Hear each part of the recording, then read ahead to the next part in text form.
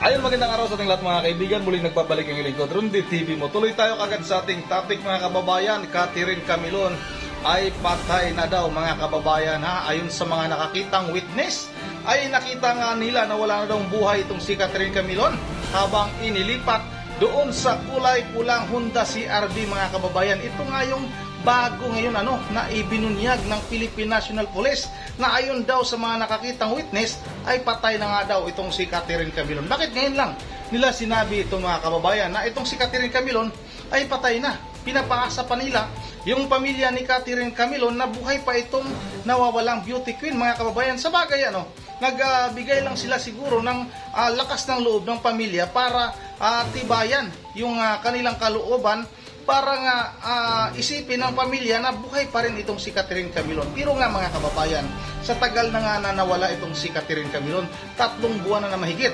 maari na talaga itong wala na talaga mga kababayan. Pasensya na sa mga kababayan natin na umaasa pa rin na makita itong buhay si Catherine Camilon. Pero ayon nga sa mga witness na ibinulgar ngayon ng Philippine National Police, wala na nga daw buhay, patay na daw itong si Catherine Camilon nung nakita ng mga witness mga kababayan.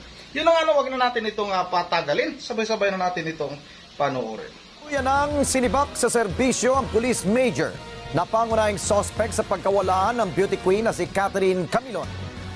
Nirelieve mula sa tungkoy ng opisyal kaugnay ng kasong administratibo dahil sa sinasabing pakikipagrelasyon sa dalaga.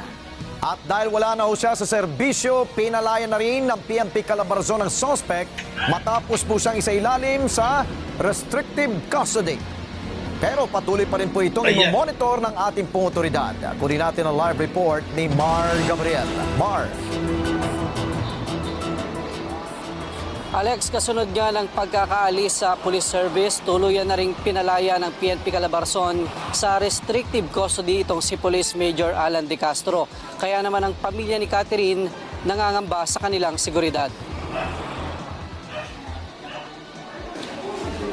I would like to announce the dismissal of Police Major Alan Abenya De Castro from the PNP service effective January 16, 2024.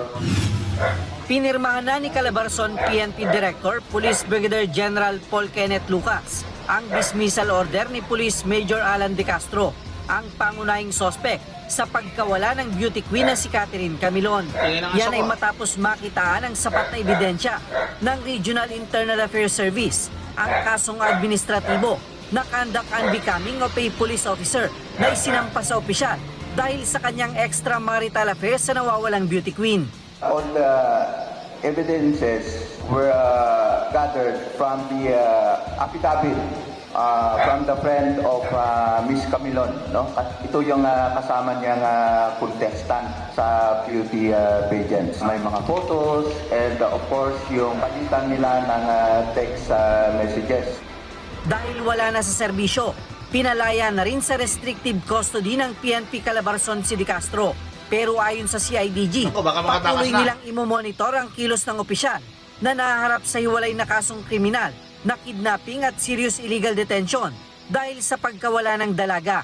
Monitor natin sir since this is a sensational case. Pero pagdating doon sa arestuhin ay wala pa po tayo doon.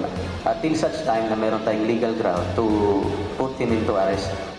Ang ina ni Catherine na si Aling Rose, hindi maiwasang mangamba sa kanilang seguridad ngayong malaya na si De Castro. Maraming mga maiisip ka na kahit na ikasabihin na wala na siya sa kanyang serbisyo. Bigyan na tayo ng instruction dun sa hepe ng Toy Police Station to closely liaise with the family of Miss Camilon, no? Para pag meron silang nakitang threat or problema is ma-action kagad ng kapulisan natin. October 12, 2023 pa nang mapaulat na nawawala si Camilon na huling nakita ng ilang witness na walang malay at duguan habang inililipat sa pulang SUV na kalaunan ay natagpuan ng otoridad sa Batangas.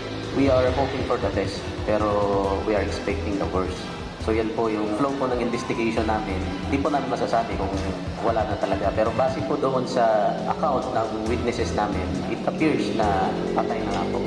Base doon sa account ng witnesses namin. Pero si Aling Rose, hindi nawawala ng pag-asa na matatagpuan pang buhay ang kanyang anak. May nagsasabi din, ma'am, na baka ganito, ganyan na, ito na, ganyan na. Pagaya ng mga napanood yung mga ganyan na lumabas. Ako, ma'am, talagang sinasabi ko ang totoo. Hanggat hindi ko nakikita ang aking anak, hindi ko ako mawawala ng pag-asa. Alex, ayon sa abogado ni Major De Castro na si Attorney Ferdinand Benitez, ay mag-aapila sila sa PNP dahil nga dito sa pagkakaalis sa serbisyo ng kanyang kliyente. Naniniwala itong si Attorney Benitez na hindi sapat yung mga larawan at yung palitan ng mensahe ni Catherine at ni Major De Castro para patunayan yung kanilang extramarital affair. Alex? Okay, Mar, ano pa kailangan? gulat ako sa sinabi ng isang opisyal ng PNP doon, dyan sa Region 4A, na may nagsabi na wala nang patay na tong si Catherine. Yun nga, Alex, at kaya nga hinayaan natin na manggaling sa kanya mismo yung statement na yan. No? Accordingly noon, ay hindi binabanggit na may mga witness na nagsasabi na patay na. Ang sinasabi noon ng CIDG ay according dito sa mga witness, ang nakita lang nila ay ang walang malay at dugo ang si Catherine na inililipat doon sa kulay pulang SUV. At pero sa kabila niyan, ang sabi nga ng CIDG, ang nag-expect pa rin sila, bagaman nag-expect sila ng worst dito sa kaso na ito, ay they are hoping for best na matatagpuan na buhay itong si Catherine Camilon, bagaman na ilang buwan na nga mula nung mapaulat na siya ay nawawala. At Mark, bagamat nakalaya na itong si Major De Castro, tinanggal na rin ba siya ng mga service firearm niya? Wala na itong mga baril?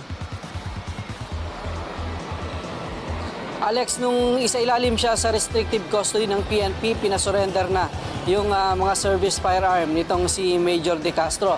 Actually, wala na siyang matatanggap na mga benepisyo sa PNP dahil nga dismiss na siya.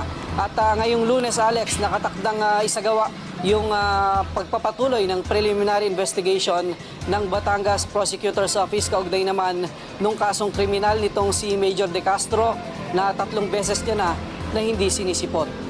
Oo. Pag-usapan Hindi nga ba natin itong kaso niya na kriminal. Di ba ang driver niya mismo ang nagturo sa kanya na may kinalaman siya dito sa pagkawala ni Camilon?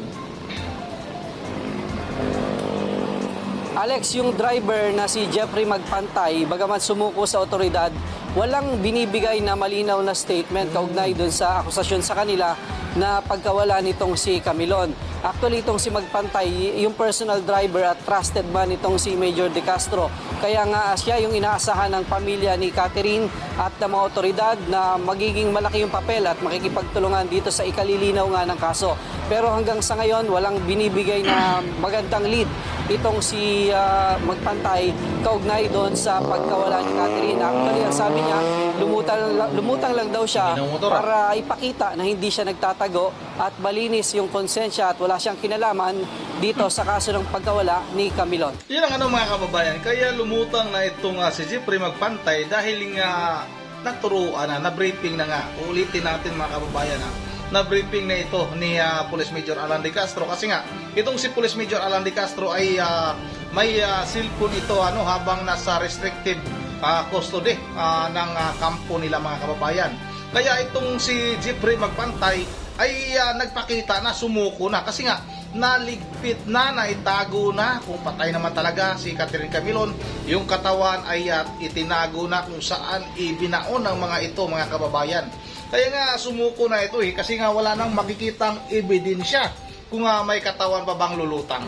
Yun ang mga kababayan kahit na sabihin natin na umaasa pa rin yung pamilya, yung ina, lalong-lalo na yung ina ni Catherine Camilon at yung ating mga kababayan na naaawa sa kalagayan ng ina ni Catherine Camilon. Pero mga kababayan, dito tayo sa sinasabi nga ng isang opisyal ng Philippine National Police na ayon sa mga witness ay nakita nila na wala ng buhay itong si Catherine Camilon habang isinakay nga, inilipat doon sa kulay pulang Honda CR-V.